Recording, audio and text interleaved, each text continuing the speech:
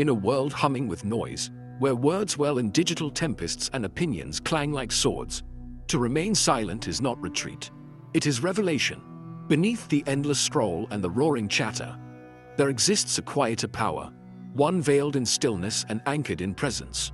This is the power Nietzsche hinted at, not through dictation, but through suggestion, not in proclamation, but in perception. To outsmart anyone without saying a word is not trickery or manipulation. It is alchemy, an art of transmutation that begins with the self and radiates outward like heat from a dying star. Nietzsche was no advocate of common cleverness. His sharpness cut through societal pretense like a blade through silk.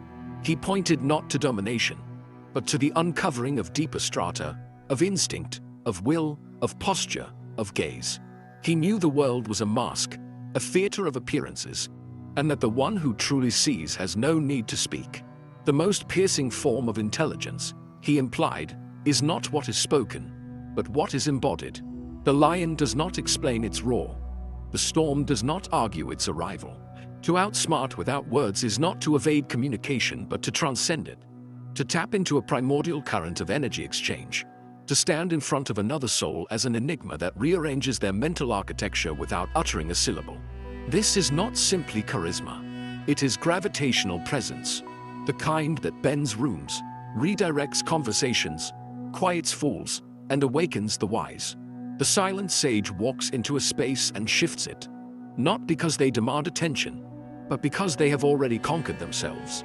Imagine standing on a cliff's edge, the wind rushing around you like the breath of the cosmos. Below, the world moves, fast, loud, reactive. But here, in stillness, in elevation, in absolute attunement, you wield an invisible blade. Every tilt of the head, every micro-movement of the eye, every refusal to flinch or chase validation becomes a strategy, a philosophy, a mirror. This is not about playing mind games. This is about becoming so clear, so empty of the need to explain, that you reflect others back to themselves, and in that reflection, they disarm. Nietzsche whispered in riddles, but one truth echoes: strength does not shout, it emanates. And the one who has mastered the art of emanation, anchored in silence yet fierce in spirit, need never speak to dominate the room. To understand how to outsmart anyone without saying a word through Nietzsche's lens, we must enter a realm where traditional intellect becomes insufficient. Words are mere symbols, he believed, finger pointings at the moon, not the moon itself. And so, the true outsmarting occurs not in rhetoric but in resonance, not in being louder or quicker, but in being deeper, rooted in archetypal truths, in primal understandings that bypass language and echo straight into the marrow. At the heart of this silent mastery lies the concept of will to power. But unlike the crude caricature that suggests domination, Nietzsche's will to power is the pulse of life itself. The urge not merely to survive, but to expand, to radiate one's essence with unrelenting authenticity. When a person is fully aligned with this inner directive, they do not need to persuade. They are the persuasion. Their presence becomes the evidence of their philosophy. Their silence, a canvas upon which others involuntarily project their own stories, fears, and judgments. Such a person sees through the stage play of social behavior. They no longer dance to the rhythm of approval or explanation. Instead, they move with the stillness of tectonic plates, shifting the ground of a conversation without lifting their voice. Nietzsche's Übermensch, the one who has transcended herd morality and forged their own values, does not explain their being. They embody their philosophy in the way a mountain embodies gravity, and in that embodiment, the mind of the onlooker becomes unsettled, recalibrated, even quietly defeated. There is also the veil of illusion that Nietzsche constantly urged us to peel away. Human beings, he claimed, live under constructed myths of morality, civility, ego. The one who outspeaks without speaking has peeled back this veil for themselves and, through their presence, invites others to feel its flimsiness. They do not challenge the illusion with argument. They make its fragility felt. And once felt, it cannot be unseen.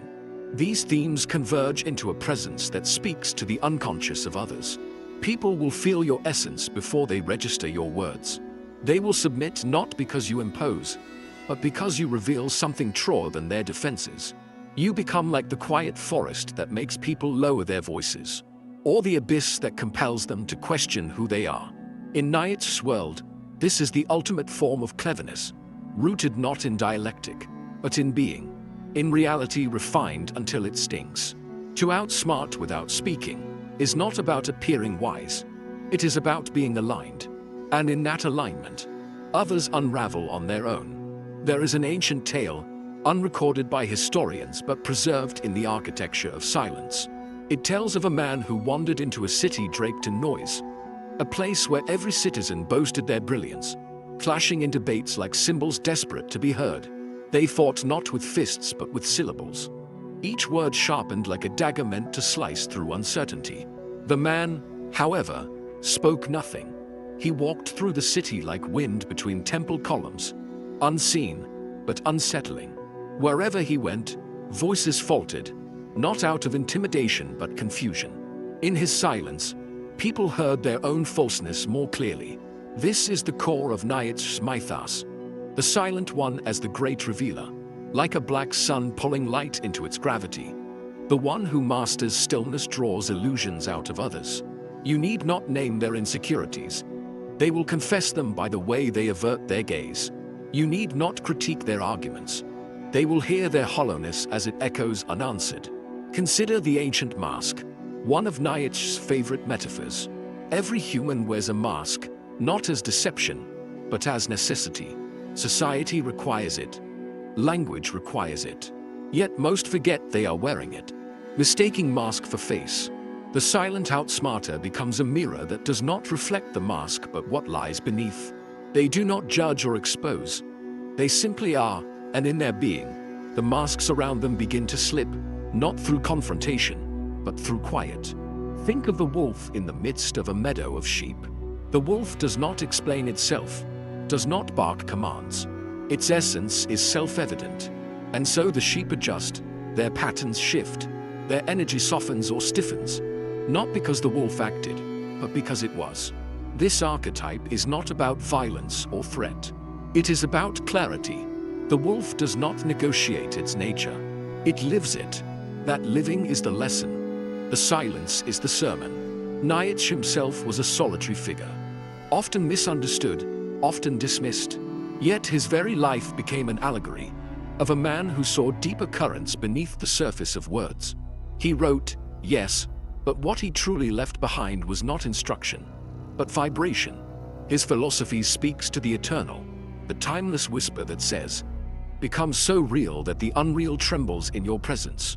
The deeper narrative is this: to outsmart without words is to unmask without hands, to reveal without effort, to awaken others by your very being. You become the unspoken question that unsettles the scripted answers of the world. In the machinery of daily life, coffee shops, boardrooms, classrooms, sidewalks, Nietzsche's silent wisdom often remains hidden beneath the weight of routine. And yet, the most profound transformations do not announce themselves. They unfold like dawn, soft but inevitable. To integrate this silent art into your life is not to retreat from the world, but to step into it with new gravity. You do not need to say more to command attention. You need to be more. Begin not with the others, but with the self. This is Nietzsche's eternal starting point. What do you believe so fiercely that you no longer feel the need to defend it? What truth are you willing to embody even in the face of mockery or silence? These are not rhetorical musings. They are gateways. For when you find such a truth, it settles into your bones, and you carry it like a hidden flame. You walk into a room and people feel it, not because you announce it, but because it vibrates through your posture, your gaze, your stillness. This presence cannot be faked. Posture without principle is theater. Gaze without groundedness is intimidation. But when every fiber of you is aligned with what you know rather than what you say, your presence becomes magnetic. In business, you'll find people begin to defer, not because of status but because of stability. In relationships, you become a mirror others cannot look away from, for you reflect not their illusions, but their possibilities. In conflict, you unsettle your opponent not with resistance, but with calm so pure it reveals their own chaos. And this extends further. Eye contact becomes communion. Silence becomes strategy. When someone attacks or mocks you, you pause, not to gather a comeback, but because your response is not needed. Their eruption will collapse into itself, like a wave that exhausts against a cliff. You are the cliff. Nietzsche's wisdom also teaches us this paradox. The more you try to win in silence, the more you lose its power. You must let go of the need to be seen as clever. Outsmarting others without a word is not about outplaying them. It's about outgrowing them. You are not performing wisdom. You are becoming wisdom. And this becoming changes how you sit in a chair, how you step across a floor, how you meet a stranger's eyes. These are subtle revolutions, but revolutions nonetheless. In the end, to outsmart without speech is to operate on a different frequency of power altogether. Words belong to the surface world, where symbols wrestle for attention, but presence belongs to the undercurrent, the gravitational pull that rearranges the surface without ever appearing to touch it. The true Nietzschean figure does not climb the hierarchy by shouting louder.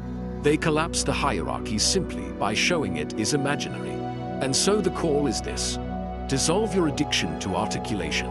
Sharpen your presence until your silence becomes its own language. Let your life, your gestures, your pauses, your unwavering gaze speak truths that no volume of words ever could. Do not seek to convince, seek to be. And in your being, you will undo the fabric of falsehood in others. You will not merely outsmart them, you will reveal them, and in doing so, set them silently free.